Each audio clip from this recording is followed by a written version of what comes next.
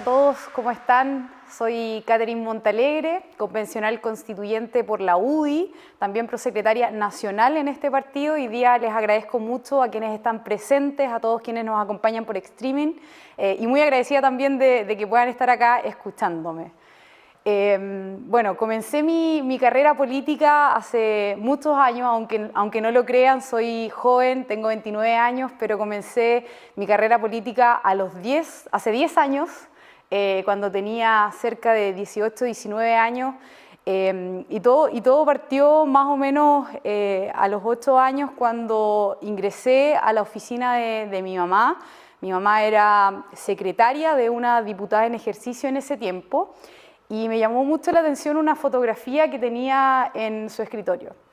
Era una foto de Jaime Guzmán Errázuriz y muy chica le pregunté quién era esa persona, ¿cierto? Porque en esta oficina había una imagen de un hombre que parecía al parecer muy serio, ¿cierto? Con lentes, al igual que yo. Yo no soy tan seria así como Jaime Guzmán, como parecía en esa foto al menos. Y bueno, en esta foto me llama mucho la atención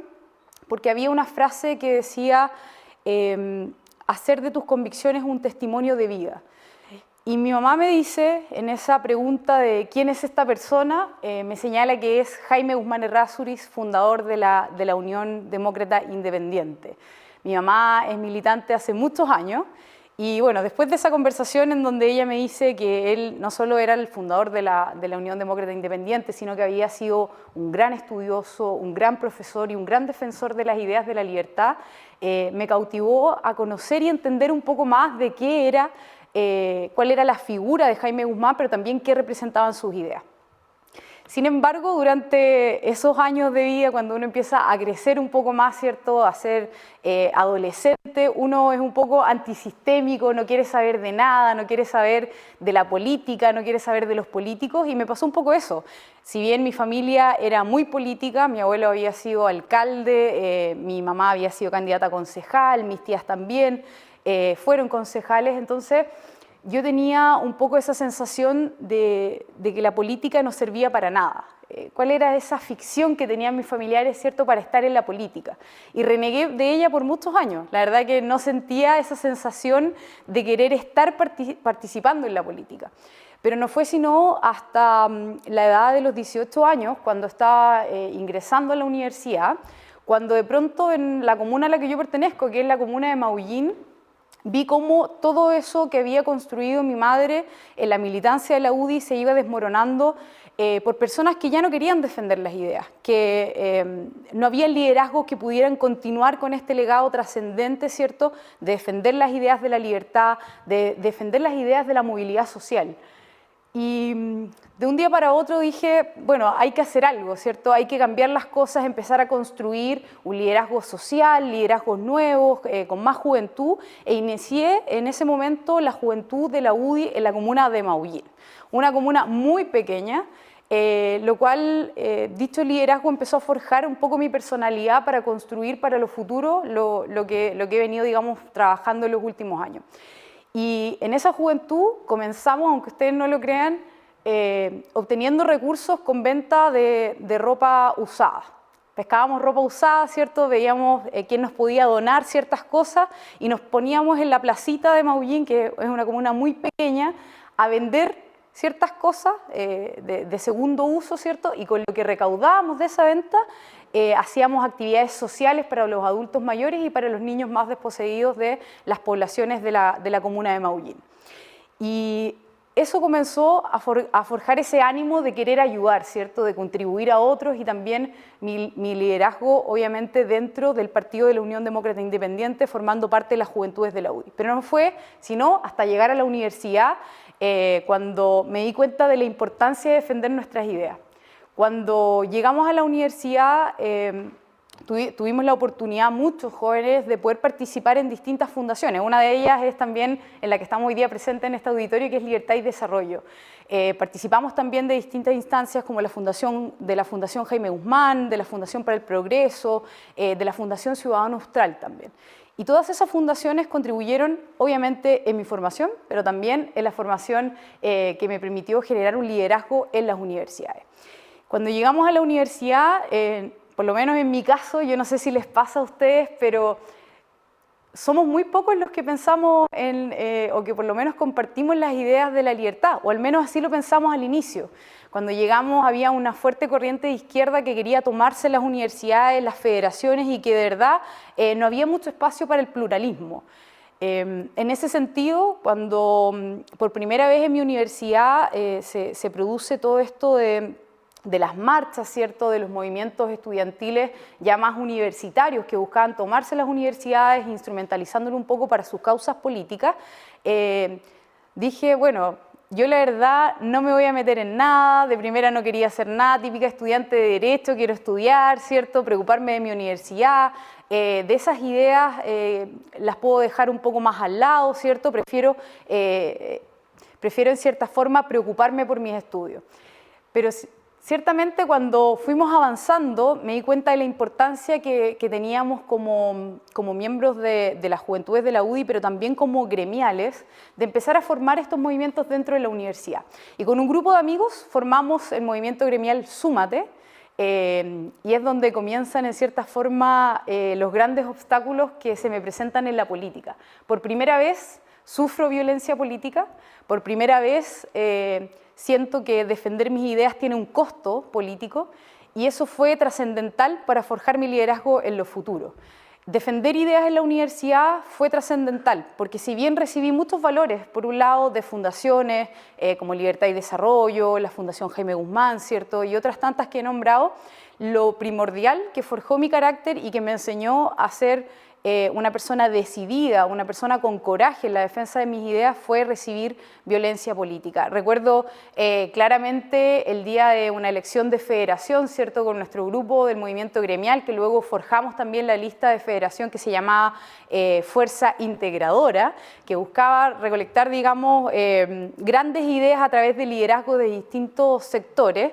en donde dentro de la euforia, ¿cierto?, de esto de las campañas universitarias para la federación, se empezó a forjar todo un ánimo de atacar a quienes pensaban distinto, especialmente porque se filtra que yo pertenecía, ¿cierto?, a las juventudes de la UDI, y en una ocasión se me acerca un grupo de personas, entre ellas varones, ¿cierto?, en donde me escupen a los pies y me insultan por defender ciertas ideas. Y eso que en ese caso, ¿cierto?, nosotros no instrumentalizábamos las ideas, pero eso empezó a forjar un poco mi carácter en el sentido de decir, oye, parece que hay personas que le molesta que nosotros defendamos ciertas ideas, y en cierta forma también hay personas a las que les molesta que tú alces la voz y que pienses distinto.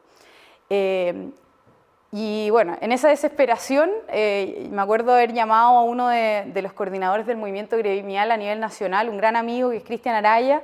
y le digo, oye Cristian, o sea, hoy día nos tiraron comida, nos escupieron en los pies, nos insultaron, nos están haciendo ciberbullying, etc. Y me dice, estás haciendo bien la pega, estás haciendo súper bien la pega, porque si no te pasara eso, probablemente es porque no estás haciendo la pega, no estás defendiendo las ideas y no estás, obviamente, haciendo enojar a la izquierda. Y bueno, no sé si sería un buen o mal consejo, pero creo que he aplicado en mi vida en el sentido de decir que cuando uno guarda silencio en sus ideas, cuando uno no tiene la convicción de que esas ideas son importantes para nuestro país y no las defiendes, ciertamente no estás haciendo ruido. Y en ese sentido, cuando tú defiendes las ideas y lo pasas mal, porque lo vas a pasar mal cuando defiendes las ideas y las defiendes con tantas convicción, te das cuenta que siempre es importante tu familia, tus amigos, el contar con personas que al igual que tú lo pasan mal defendiendo las ideas, pero lo hacen con tal convicción que nunca se van a amedrentar por ello y siempre van a estar contigo. Y en ese sentido creo que una cosa importante que les puedo dar como quizás como enseñanza es que en este camino de defender las ideas siempre es necesario estar con la familia, siempre es necesario estar con los amigos. El mensaje que te pueda entregar de aliento tu mamá, tu papá, el saber que tienes a un novio, una pareja o a tus amigos cerca de ti, yo creo que es lo más relevante. Y lo ha sido también en este último desafío que asumí, que es la candidatura a convencional constituyente, que finalmente me tiene ejerciendo una labor en la convención,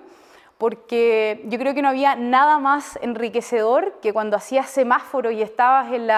estabas en las esquinas, ¿cierto? De repente a las, no sé, 5, 6 o 7 de la tarde, todo un día entregando panfletos, ver a tus amigos sonriendo y con más energía que nunca entregar tu propaganda, te hacía entender que ellos estaban ahí no solo por ti, sino también porque creían en el proyecto político que tú estabas llevando adelante. Y creo que esa es